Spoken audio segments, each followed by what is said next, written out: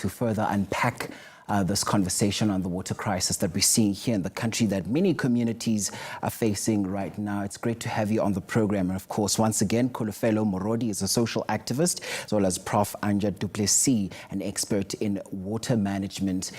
Clearly a devastating state of affairs there in Tshwane. Perhaps let's start with you, Kholofelo. How did we get here? Because I've seen you with some of your engagements there in Tshwane. How did we get to this?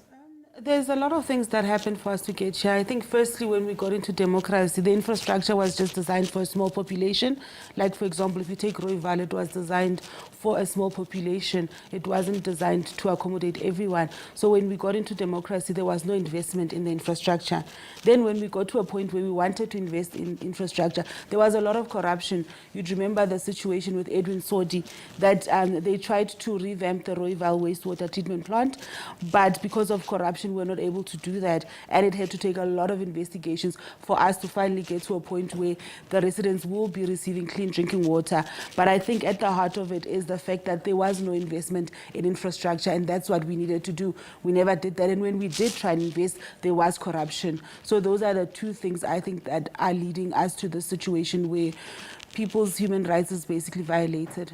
And Prof, I also could see you there also, you know, in utter disbelief from that package that, that live crossing that we just had now with Mulimo. Just let me get your reflections on what we've just seen, but to also get a sense of what you think some of the contributing factors to this state of affairs could have been. Well, as my colleague is saying, there's been a lot of factors that has brought us here, but actually it wasn't disbelief, it's actually disgust. These people have been sitting without any drinking water since 2016, even before that. It is actually unacceptable, and political leaders, whether it's from whatever party, should hang their heads in shame. When they said that they were going to address Rooiwal and to bring Hammanskraal finally some drinking water, when they put down the due date, I think it was September or something, we all said, okay, we don't think it's going to be viable, but we will support you where we can, as for long as we can. And unfortunately, I was in an interview a couple of weeks ago.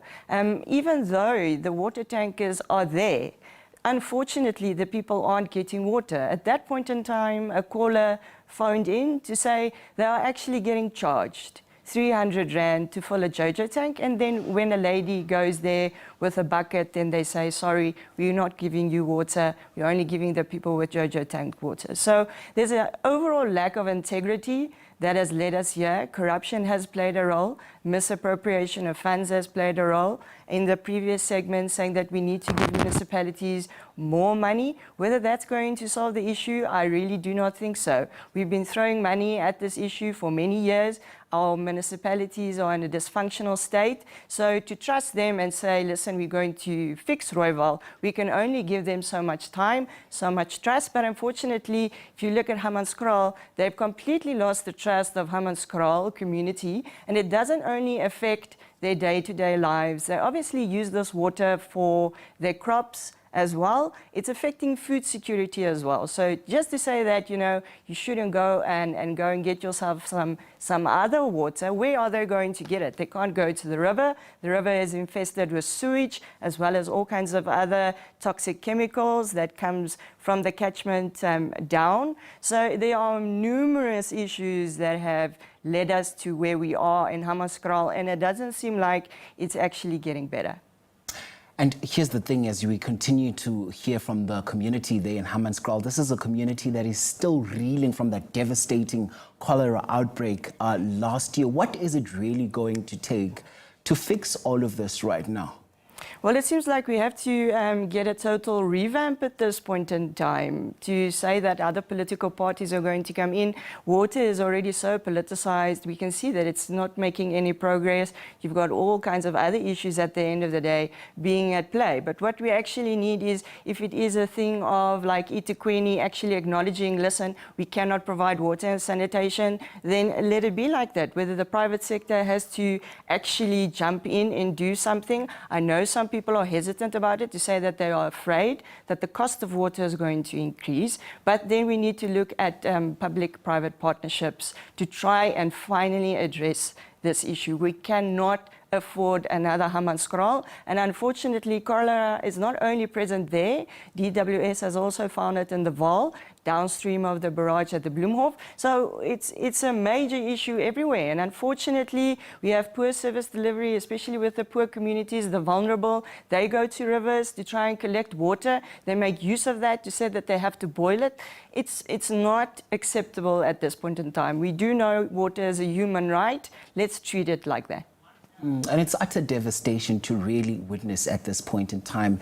And Kholofelo, I want to hear from you right now. There's so much that has been said as to why we are facing this crisis to begin with. For instance, when you look at Tshwane, I mean, I've been on X and I've seen some people even complaining about the so-called water mafia, saying that they are the ones that are deliberately sabotaging some of the infrastructure. So I've seen you in these engagements where you've actually been having conversations on end about this to find a solution to this water crisis.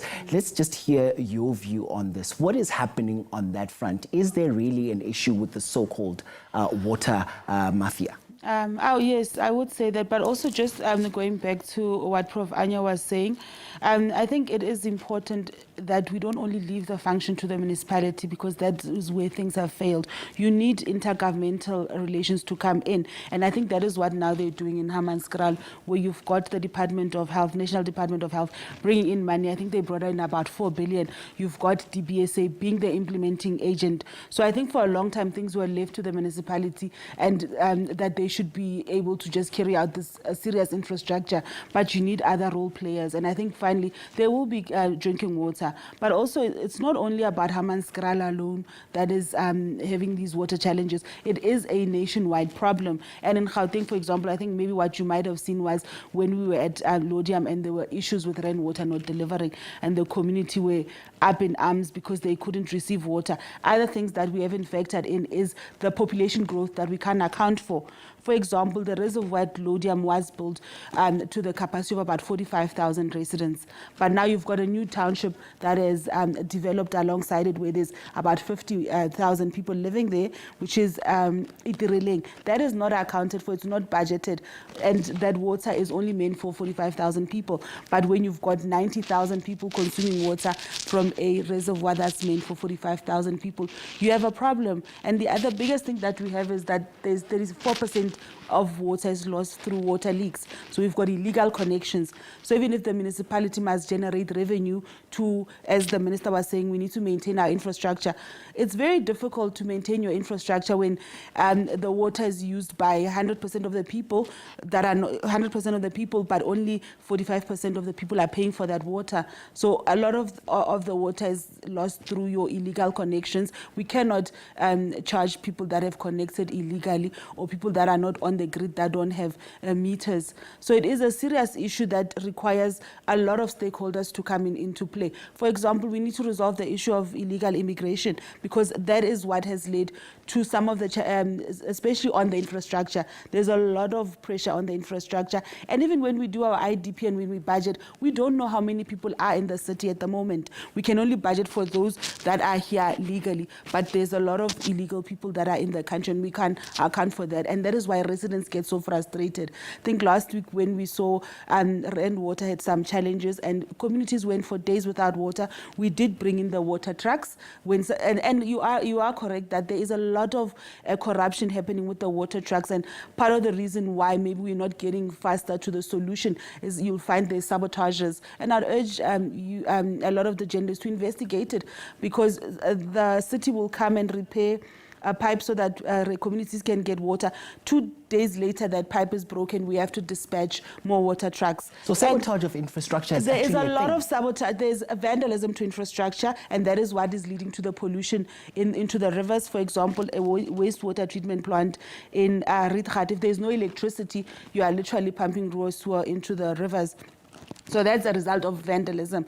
But again, on the issue of sabotage, if I now install a pipe, 2 days later that pipe is broken, what do we do as a municipality? They'll never leave people without water. You have to dispatch water trucks. And I can tell you, the municipality is spending millions. I think in the last financial year, they spent over 350 million on just water trucks. And I mean, if you think about it, how many things could we have built with that money. That's real investment money, but it's just water trucks that have to be provided, because we need to guarantee people water, and we don't have enough time to be investing on infrastructure because we don't generate enough revenue. So there's a lot of things at play. You have to make sure that the intergovernmental relations happen. Province comes in, you've got COGTA coming in, you've got the National Department of Water coming in, DPA must come in, but also the issue with Home Affairs, the immigration has to come in, because we need to know how many people are there so that money can be budgeted adequately and people can be billed. Because for as long as we can't bill, we've got 34% water losses. I don't think that even with this new infrastructure that's now being built in Klipgat, we won't be able to maintain it, because you don't have enough people making that payment. And as Kholofelo, makes a point, Prof, I'm also taking it back to a conversation I had as a build-up to the elections right here on the platform on a program called Elections 360 Daily. This was basically on the plight of the people on the ground, particularly when we look at water infrastructure. The sad part is that it's going to be the poorest of the poor that will be hardest hit by this crisis. When you look at access to water, for instance, to the downtrodden there in your Kopo and your other rural areas right now, clearly they are the ones that are going to be hardest hit. For sure. Unfortunately, those people are the poor and the vulnerable. And unfortunately, they are the hardest hit. In some of the rural communities that I've working with, as soon as we start with water awareness and water stewardship, they actually come up with inventions on how to save water. And it's actually amazing the type of things that they come up with to try and save the little water that they do have, to try and use it more efficiently. If we look at what is going on within our metros at this point in time, we are on level 1 water restrictions. The Val Dam has decreased by 2% in the last week. We didn't have a heat wave, we've had some rain. So for the dam to decrease by 2% is quite large. Usually your trend is 1. So there are now talks about going towards level 2 restrictions. And this is why we ongoingly ask residents, yes, we do know that the municipalities have dropped the ball. DWS has stepped in, some experts have stepped in as well to say, this is what we need to do. But we as the community also need to do our part and try to use water sparingly, more efficiently. If you see that it is a hot day and your plants hanging and they look sad, just wait until 6 in the afternoon and then water your plants. Don't water your plants at 12 in the afternoon. So if level 2 water restrictions are going to be implemented, we're going to see penalties and we're going to see fines, and more people need to now get onto the bandwagon and start reporting people, because we cannot carry on with the current trends that we are observing in terms of our water use in the Gauteng province. And here's the thing, ladies, I think quite a cause for concern right now is that this topic of fixing our water infrastructure is not a new conversation. It has been an ongoing conversation for as long as I can remember. In comes this administration now. It would seem like, although progress was moving, but it would seem at a very slow pace. What is it going to take really for us to really move this conversation forward, particularly when we look at also engaging the various communities? I think, we need to have active citizens that are patriotic, because a lot of the problems, right, if citizens were active, they could call in and report, because like vandalism to infrastructure, we've got a serious issue with cable theft. We need communities, because you can never have enough metro cops that you are deploying or enough security personnel to protect that. We need to make sure that communities are active, that they don't buy stolen goods, but also there needs to be regulation on these scrap metal collectors, because that is really destroying our infrastructure. We need communities to be active on that part. But the other part as well is with illegal dumping, because a lot of our rivers, there's just plastic, and there you can't say it's the municipality that is dumping in the rivers. It's communities doing that, because it will take, even now you can see on the screen, you've got people just littering everywhere, and all of these things end up in our rivers, and when it ends up in that, we can't use that water. But the sad part is also it's a burden on our health system, because if you then do an investigation and you look at the medicines that our clinics are dispersing, it's all to treat your your gastro diseases. So that is because people are using that water to drink. And remember, communities are not only using it it to drink, we're using it as well for rituals. You've got churches that use the rivers to baptize. So if communities are littering there, or you go there, you do your rituals, you leave your cans there, you leave your bottles there, you are also part of the problem. So our problems are not only financial in terms of the infrastructure upgrading and all of that, but it's also a mental change. As a community, it starts with us. Let us stop with waste, illegal dumping. Let us not throw things in there. And if we do use the river, make sure we do clean up after ourselves. But importantly as well, we need to start reporting. I know a lot of municipalities do have numbers where you can report illegal dumping, you can report like theft and all of that. We need that active citizenry. If someone sees you littering, they need to call you up and say, please don't pick it up. And if they see them continuing to do that, let us call TMPD or whatever metro police is available in your area. Call them and then report those people. We've even in Tshwane, there's this thing that you can even take a picture. So the granny sometimes they'll say, oh, I'm too scared to report. What if they know? They'll know it's me. You are able to just take a picture, forward it on a certain WhatsApp group, and then they will then be in touch and arrest those people. But citizens need to meet government halfway as well. And Kholofelo, rightfully so, especially with some of the other elements, the dynamics that you've also mentioned, such as corruption. What is it really going to take from a legislative perspective as well? What is it really going to take to get our house in order? Because the clock is ticking. Yes. The issue with corruption, like for example, we can do it this way with the water trucks, especially with that the lady now who was in the segment where she says that the water trucks don't come. What does she do when the water truck does not come? Because she knows that it's supposed to come. You need to then inform the ward councillor there that this truck did not come. That's what we need to do. You can't just sit, because I think we've gotten so despondent that you'll just say, oh, the trucks are not coming. The community needs to be active, go out there to say, no, it hasn't come. Then we hold those trucks accountable, because the city is paying money. One thing for sure, that 300 million is being paid so that people can get water. So if they don't come, they just pocketing the money. The residents needs to make sure that they inform the councillor. There is hotline numbers that you can dial where you let them know that this truck did not come. And then the city does know which truck is deployed to where. If that truck did not come, then that truck should not get paid. So we need that information to come out from citizens. But I think another thing that we've suggested the city to work on is a tracking system so that we can be able to account for every load. Because remember, the trucks are not... the city is not buying water from the water tankers. Literally what the water tankers are providing is transportation, because the water they're transporting, that's the city's water. So if someone is selling water, the residents need to report that person. They're not supposed to be selling water, because that's the water from the municipality. It's not their water. What they are providing is just transport to get the water to where the people are. So let's get that. Let's make sure that the people are reporting. But like I was saying that...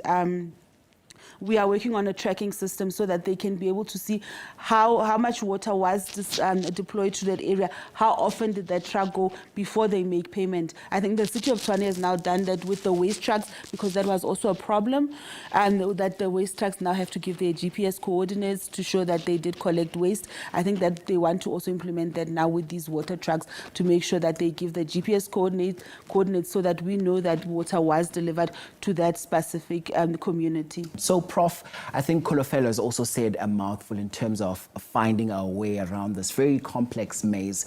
Let's talk about some of the solutions you would think need to be proposed to effectively deal with this crisis we faced with. Well, first of all, some of the projects that the Department of Water and Sanitation has implemented, they've unblocked one of their major projects. They are focusing on the Lesotho Highlands tunnel at this point in time. So in terms of unblocking major projects, that is positive. I also do know that they are having daily discussions with municipalities, telling them you need to save water, you need to save water, you need to fix your leaks, you need to start collecting revenue. Municipalities are supposed to be self-sufficient. Also, they are also working with Treasury, prioritizing local governments, trying to give them more money. However, the primary issues that we've raised is that you want private companies to be involved. However, private companies do not really want to enter private partnerships because of the continuing misappropriation of funds as well as alleged corruption. So what I did here on Monday was that they are now considering ring fencing of funds, which will obviously be a major watchdog in terms of how municipalities are spending their funds. Just to speak to other issues as well, we don't just have a water supply problem. We have a major water pollution problem. I was in a forum, the anti-pollution forum, with the Deputy Minister as well as Ms. Annette Meer, where we spoke about the dysfunctional nature of our wastewater treatment works. If we don't fix that, you can fix the supply issues as much as you want. If your water is too dirty to use, you're still going to have a major water scarcity issue, major supply issue. Ask Hammanskraal, the water that comes out of their taps, even though water is coming out of their taps, they can't use that. So pollution is a major issue. It's not only our wastewater treatment works. We've got major pollution issues, whether it be from the public itself, but then also private companies. If you go to Mogale City, you look at Percy Stewart, a very good example of what happens when people ask for more money to fix water treatment works. Millions are given to the municipality, and Percy Stewart is still dysfunctional, with numerous of this sewage basically just passing right through the cradle of humankind, the World Heritage Site, which we are accountable for, right into your Crocodile River, Hartbeespoort Dam. So that is a major issue. The Vaal River is also a major issue. I've done lots of research on that. You're now also sitting with some of our water boards saying that the water is actually too dirty to treat. If they treat the water, and in some instances the water is still not of a suitable quality because it is so polluted with whether it be sewage, toxic chemicals. We also have oil, we have pharmaceuticals. It is a major issue all across the country. And I do know that the Deputy Minister is going to launch the Anti-Pollution Forum. He's also going to launch a call center similar to with our water supply issues. And I think those types of things are a step in the right direction, where we also need to look at working with communities. Municipalities need to work with communities so that we can grow stewardship, that we can grow joint responsibility. Because at this point in time, what we're sitting with is a lot of angry community members saying that Rand Water is saying you need to save water. Municipalities are saying you have to save water. Is the same with Eskom, saying we have to use less electricity, and then people say, but my taps are dry, what do you want me to save? So that type of thing we definitely need to address. We also need to be cognizant that the infrastructure issues have been ongoing, like you've said, for more than a decade. So it is going to take a while for us to actually see progress in terms of that. That's why we're saying for short-term gain, we as a community need to try and stabilize the system, and the only way that we can try and stabilize the system is by using less water, using it more efficiently. But yes, municipalities definitely need to come to the party, and they should stop only blaming residents and consumers. All right, Prof. Anja du Plessis is an expert in water management, as well as Kholofelo Morodi, who's a social activist. Listen, I have to thank you so much for popping into the agenda today to have this very important discussion with us. Thank you so much for your time and insights. Thank you very much.